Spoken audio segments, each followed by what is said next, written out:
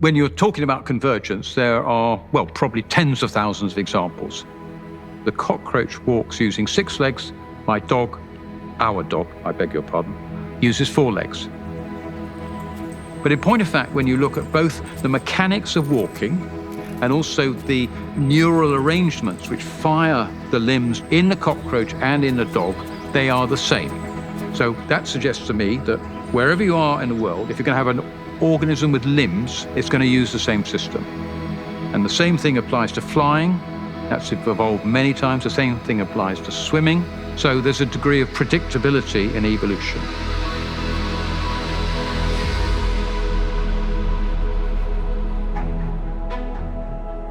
As you're a scientist, one is trying to make sense of the world. So one aspect is, well, how do we actually make sense of the world at all? Why does it appear to have some rational structure to it? What is underlying this whole process? What does it all mean? When I came to Cambridge and worked on the Burgess Shale, I became very interested in the Cambrian as a whole.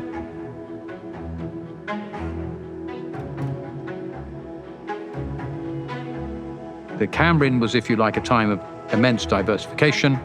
And at that stage, we thought perhaps that the diversification of evolution was so extreme, all sorts of different sorts of animals, they were just a random outcome of the evolutionary process. But subsequently, I began to think about it a bit more.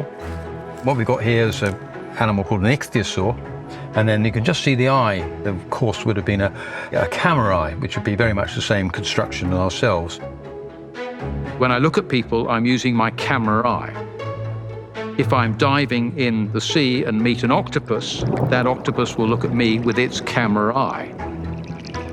Although there are subtle differences between the octopus eye and our eye, fundamentally, they do exactly the same thing.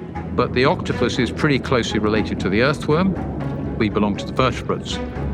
From different starting points in the tree of life, you end up with an almost identical solution. They're convergent.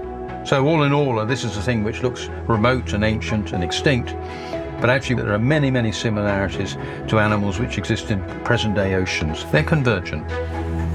In principle, the number of biological combinations which you could envisage is unbelievably large. It's a stupidly big number. However, when we look at convergence, it suggests that the number of solutions which actually works is an infinitesimally small fraction. And that, to me, suggests there might be, if you like, an underlying template of organization.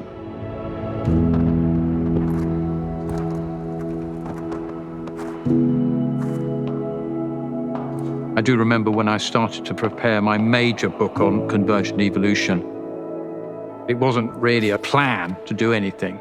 It was just a sort of driving fascination in trying to interpret these fossils.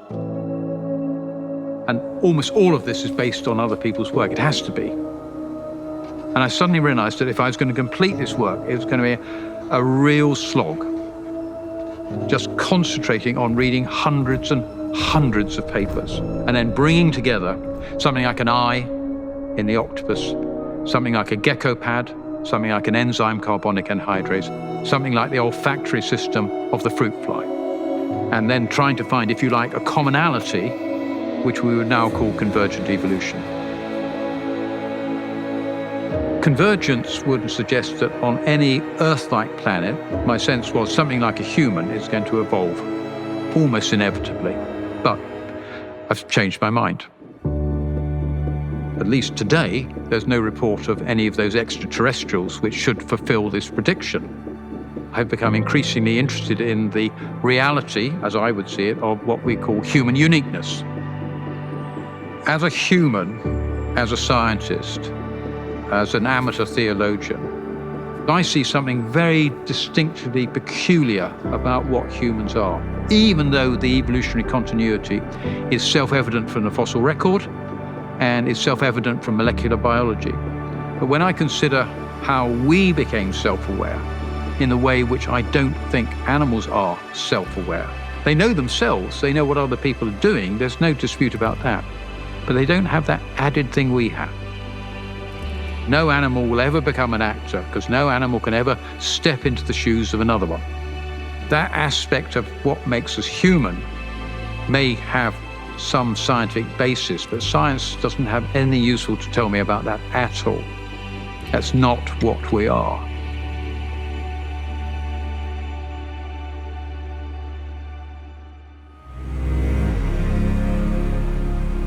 I buy far too many books and there's never enough time to read them all.